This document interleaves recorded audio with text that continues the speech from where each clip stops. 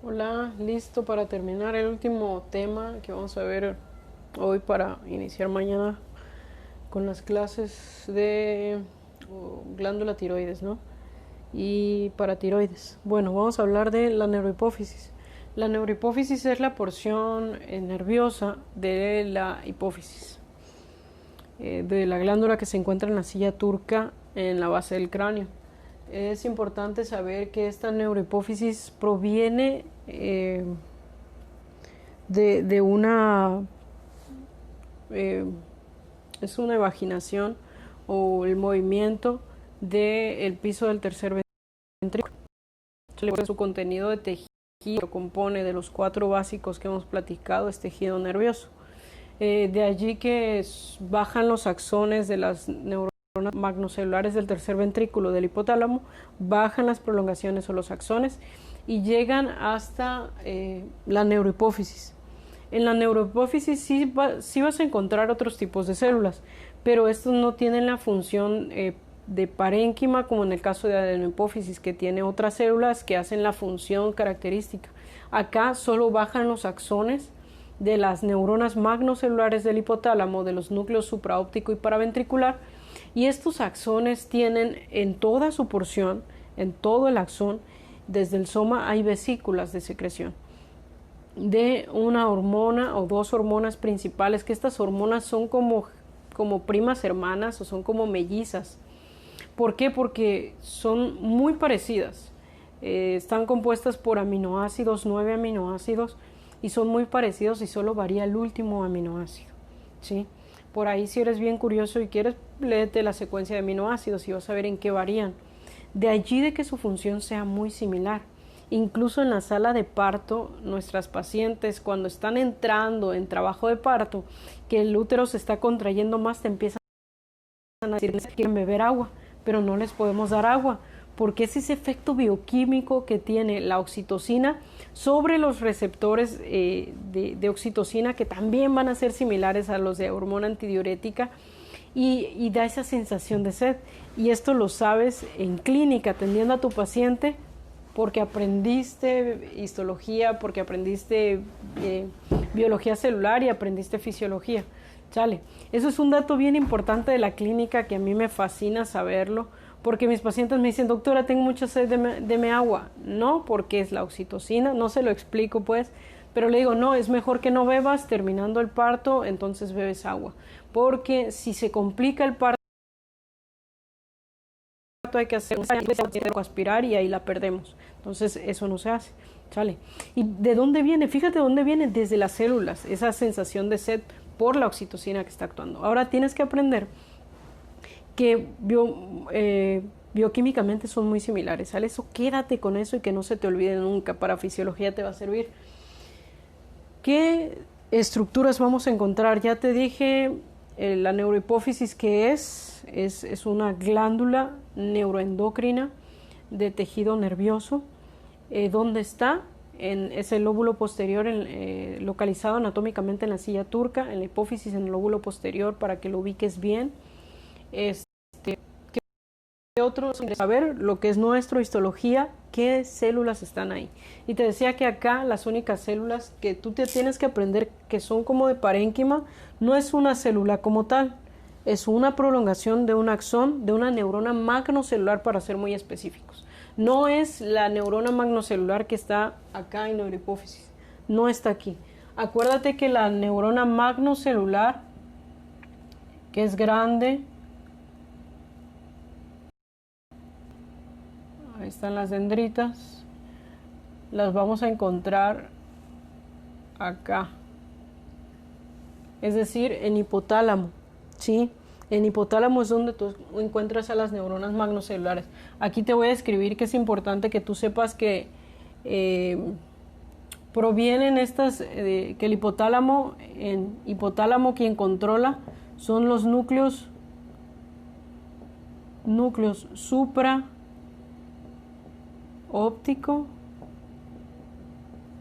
y paraventricular. Paraventricular.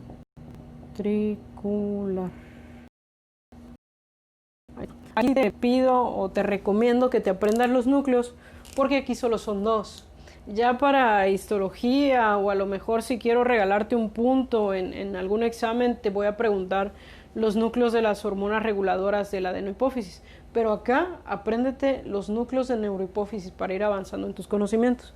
¿Qué otra cosa? Bueno, fíjate, las células estromales que vas a encontrar son pituicitos, que los pituicitos son básicamente también el medio ambiente, sale el pituicito, ahí está. Es la única célula que es propia o que sí vive allí, que sí está alojada en la neurohipófisis. De ahí hay otras células estromales también, que esta su función pues es dependiendo, las fibroblásticas o los fibroblastos lo que sintetizan son fibras para estructura. Ya vas a ir aprendiendo un poquito cuando entremos a tejido conectivo, le vas a empezar a tomar interés a un fibroblasto. Hasta aquí quiero que lo veas como una célula secundaria.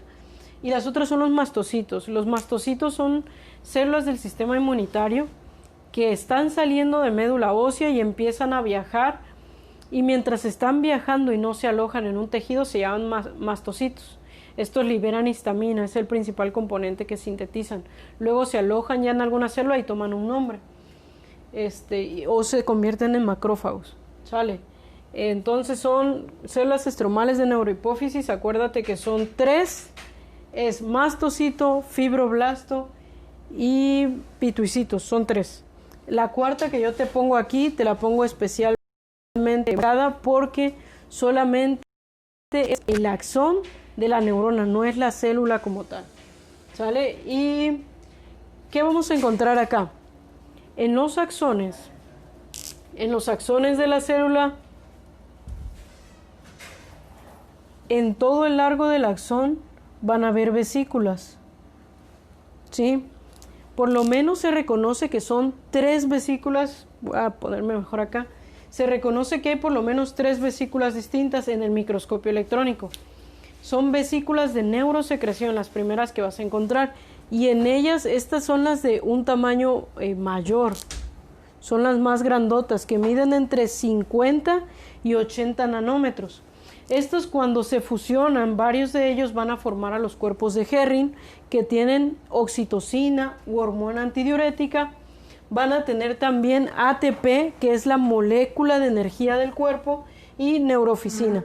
3 componentes tienen los cuerpos de Herring, que son básicamente la fusión de varias vesículas de neurosecreción. El otro que vas a encontrar, estas son las más grandotas. Las más grandotas que encuentras entonces son la fusión de estos que están acá abajo, que son las vesículas de neurosecreción. ¿Cuánto miden normalmente las vesículas de neurosecreción? Son las más pequeñitas que puedes encontrar, que son de 10 a 30 nanómetros. Estas vesículas de neurosecreción en su interior normalmente contienen microtúbulos, cisternas, mitocondrias y son como la herramienta útil para poder hacer. Esta es la segunda. Acuérdate que son las vesículas entonces de neurosecreción.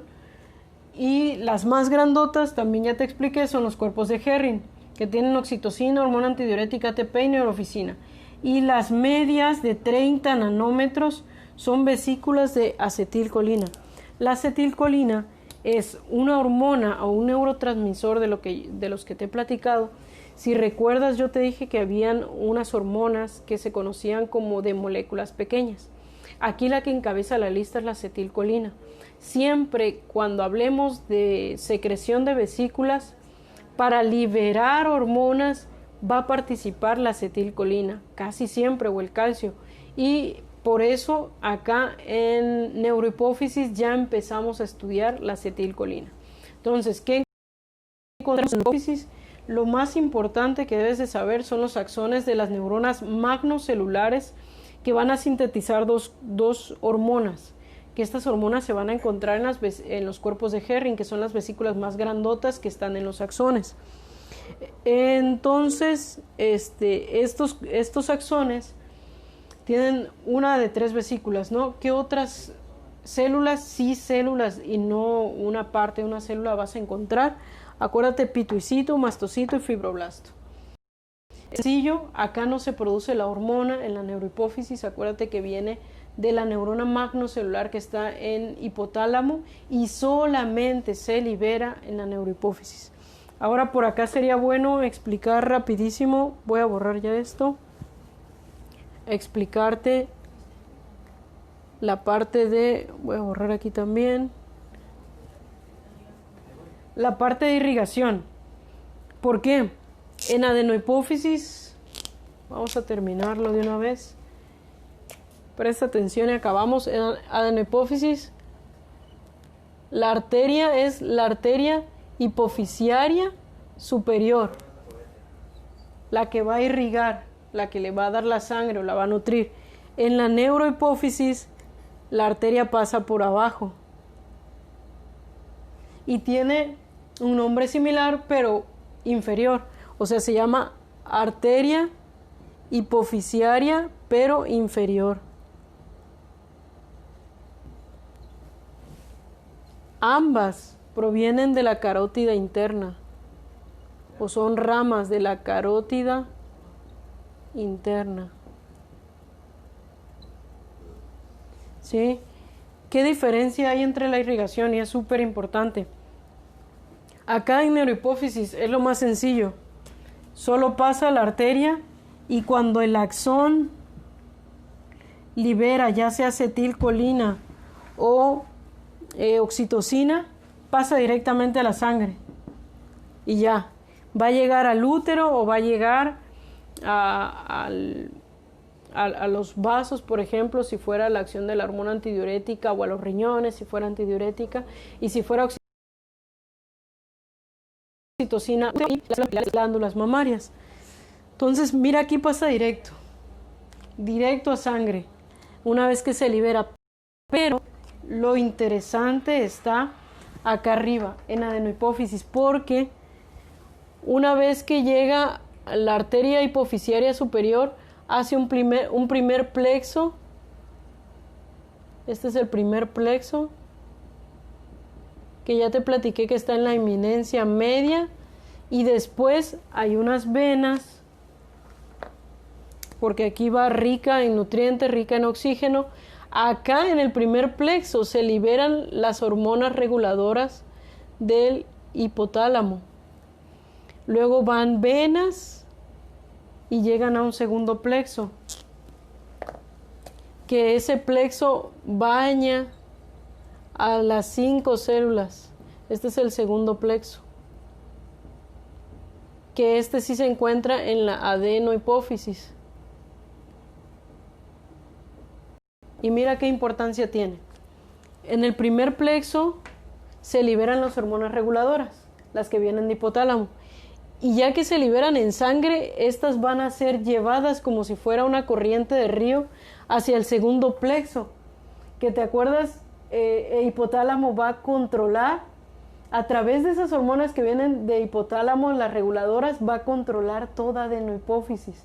O sea, los 5 tipos celulares que necesitan las hormonas reguladoras les llega por la corriente del primer plexo del sistema porta hipotálamo hipofisiario.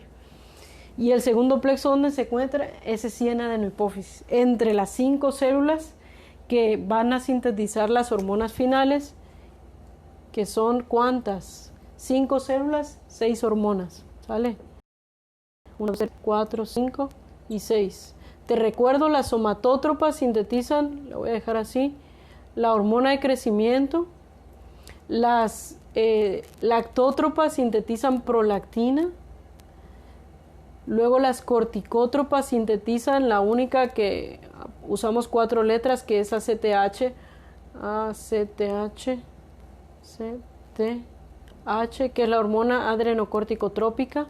Luego la TSH, FSH y LH. Sí, estas acuérdate que tienen, vamos a terminar nada más a dónde funcionan para que esto sirva, en el ovario.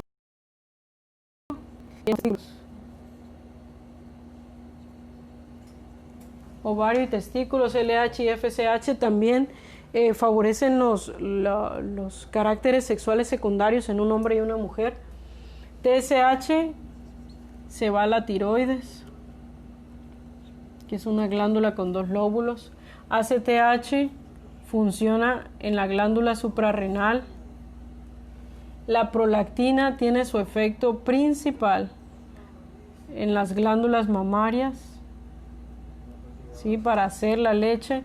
Y la hormona de crecimiento, el órgano que te tienes que aprender que es donde funciona primero, es en el hígado, porque ahí es donde va a sintetizar la hormona final, que esta es una excepción de las que te tienes que aprender, que es la IFG1, que se llama hormona similar a la insulina, ¿sí? Y eso sería todo. Solo falta que te lo aprendas de memoria, que lo razones, y con eso quedamos. Esto último que vimos es la irrigación, es decir, cómo le llega la sangre y las diferencias y por qué, el porqué de la importancia de conocer el sistema porta, hipotálamo, hipoficiario, y a diferencia de la irrigación solamente con la arteria inferior en el lóbulo, en la neurohipófisis. Eso sería todo. Si hay preguntas, vuelve a ver el video. Si todavía no entiendes, pues ya me